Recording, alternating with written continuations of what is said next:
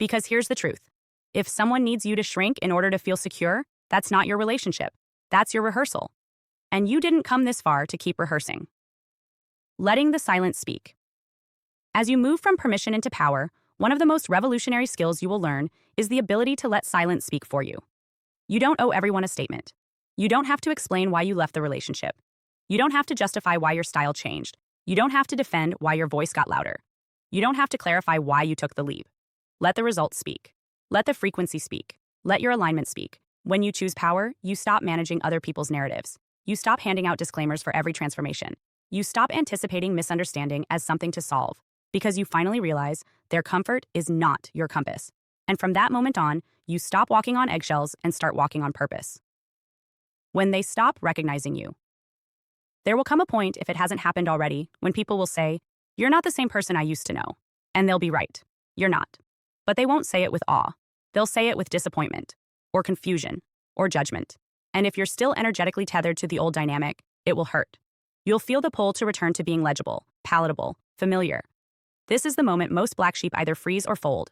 They feel the loneliness of being unrecognizable and interpret it as failure. But it's not failure. It's the price of authenticity.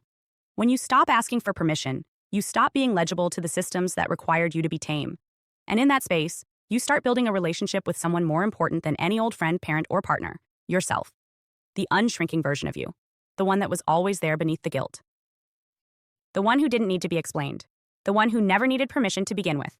And when you meet her, him, or them, you don't go back. How to practice unapologetic power in real life. Let's bring this down to the ground. What does it look like to choose power over permission in daily life? It's not always dramatic. Sometimes it's subtle. Here are a few places to check yourself. Language. Are you cushioning every statement with softeners like, "I just think," "I could be wrong," or "if that's okay"? Drop them. You don't need a permission slip to speak truth. Timing.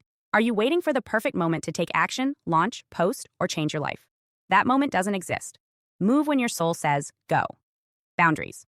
Are you still explaining your no's? Practice saying no without a story. That doesn't work for me. Period. Visibility.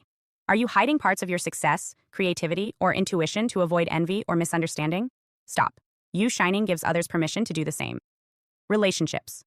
Are you keeping people in your life out of guilt or fear? Let them go. If your growth threatens them, they were only loyal to your smallness. These are micro actions, but they change your entire frequency. Each one sends a signal to your nervous system. We're safe now. We don't need to be small to survive.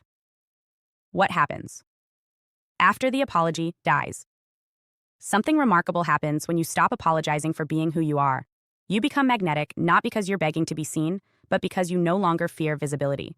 Your field changes. Your art gets bolder. Your voice gets sharper. Your boundaries get cleaner. Your vision gets clearer. You stop diluting your medicine. You stop shaping your expression for safety. You stop waiting for someone to nod before you move. And when that happens, the people who belong to your future find you, not the performance, not the edited version, not the appeaser you. The one who knows who they are. The one who walks into rooms without checking if they're allowed. You become a frequency match for alignment, not approval. And that's when the climb changes. That's when the echoes of exile fade. That's when the apology burns itself out and gives rise to something truer than likability. Legacy. This part of the cringe mountain journey is subtle, but it's everything. The apology doesn't just live in your voice. It lives in your choices, in your tone, in your edits, in your delays, in your energy. And when you stop offering it, you reclaim time, clarity, and sovereignty that's been leaking out of you for years. You don't need to be humble to the point of erasure.